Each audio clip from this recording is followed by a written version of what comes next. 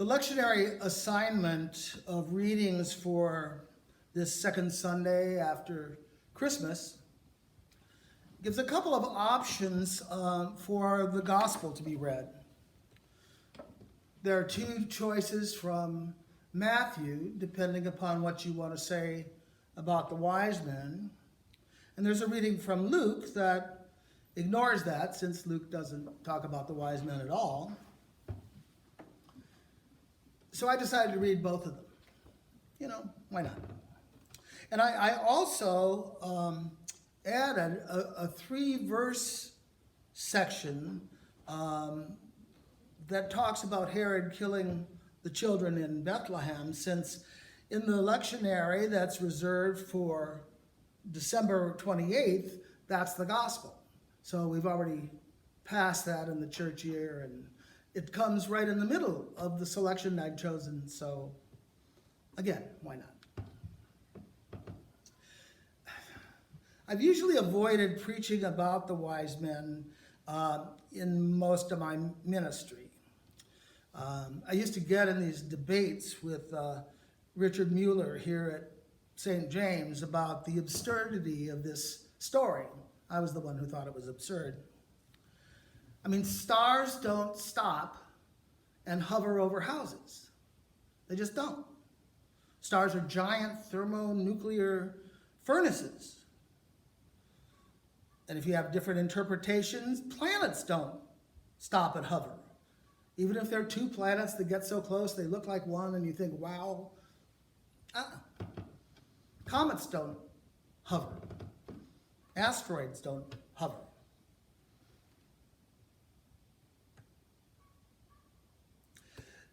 A virgin birth and a bodily resurrection, granted, are very unlikely events.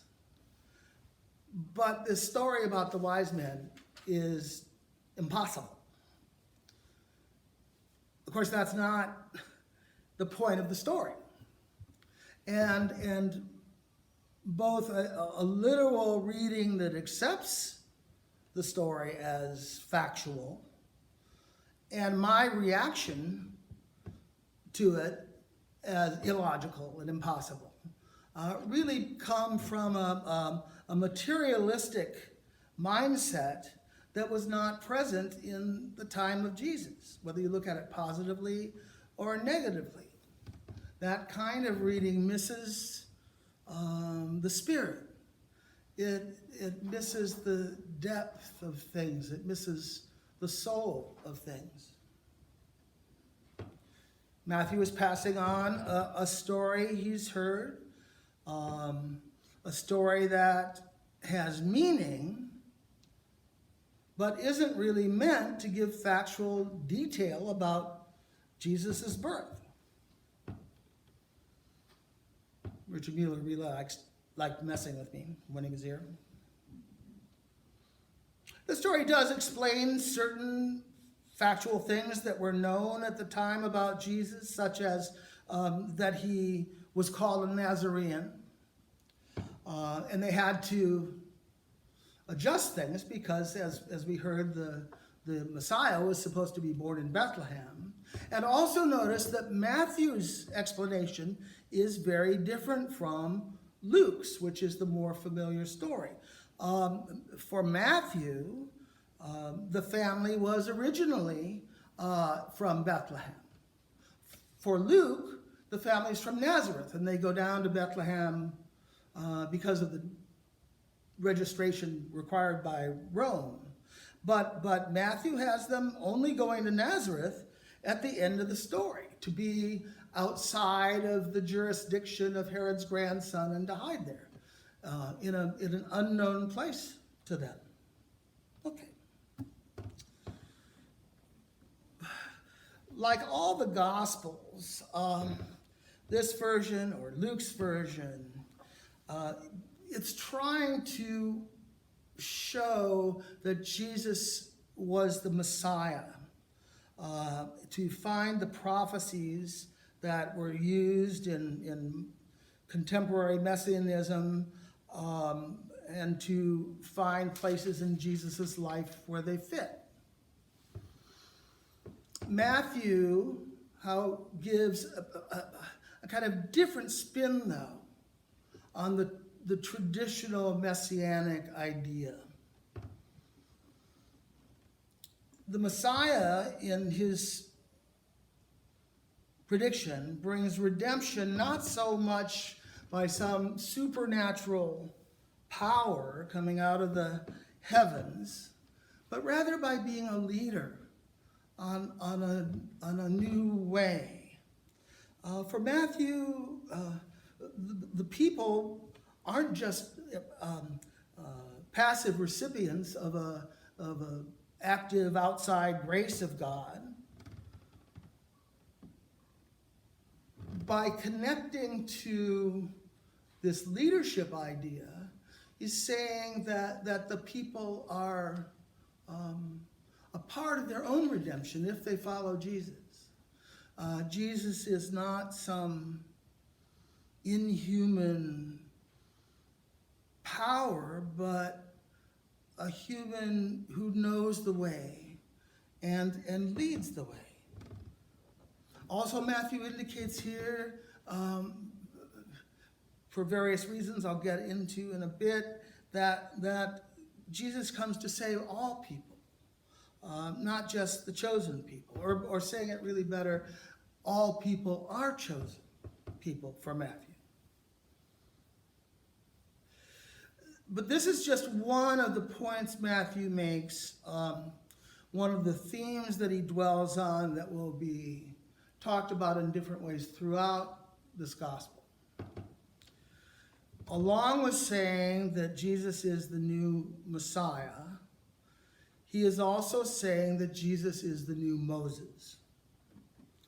Now, notice that in this story, Joseph, the father of Jesus, who by name is connected to Joseph, the son of Jacob, takes the child into Egypt, just as the first Joseph called his brothers and father to come to Egypt to save them from the famine. In Matthew also, it's Herod who plays the part of Pharaoh directly, killing the male children to try to get rid of whoever this Redeemer might be. Matthew also points out that Jesus came from Egypt and connects it to a prophecy of the Messiah that says, out of Egypt I have called my son. And Matthew will go on to use this connection that he makes between Jesus and Moses throughout the gospel. In the Sermon on the Mount, for example, which is the equivalent of the giving of the law to Moses on Mount Sinai. So the place that Jesus leads the people is a place of being a new Israel, a new kind of Israel. And that's shown when Matthew explores the nature of the people through this wise men story. The word Matthew uses in the story for the three is magi, which was a Persian word that was directly taken into Greek. It wasn't a translation, but a transliteration, really, of a Persian word. And it was in common use in Greek at that time. Magi, or the singular was magus, were an order, a special order, a subgroup of Zoroastrian clergy. Zoroastrianism was the religion of Persia.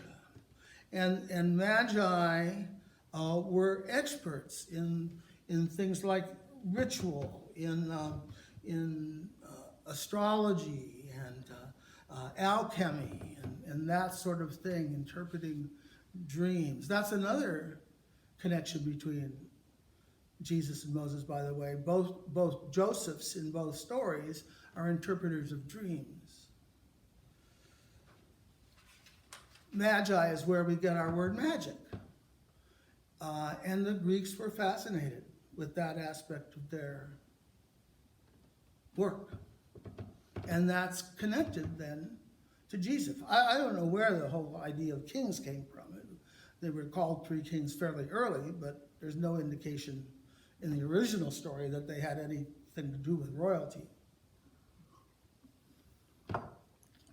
So when the original story talked about them seeing a star of the one-born King of the Jews at its rising, what I think they were referring to was an astrological event, an astrological occurrence of some sort, a new interpretation in their reading of the zodiac, which was part of their calling, rather than some actual star, new star that they saw that moved over from Persia to Bethlehem and there stopped and hovered. Take that, Richard.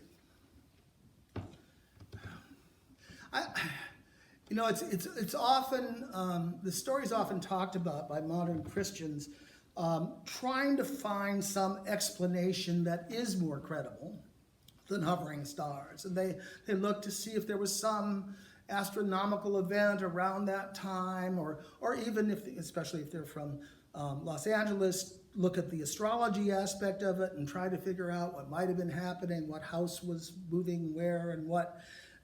But that's, again, missing the point. Finding modern explanations for biblical stories is not the same as finding the meaning. And what's important is the meaning. And the meaning that Matthew is trying to get across here has less to do with some astrological chart or some astronomical event than it has to do with who is reading that chart, who is explaining that event.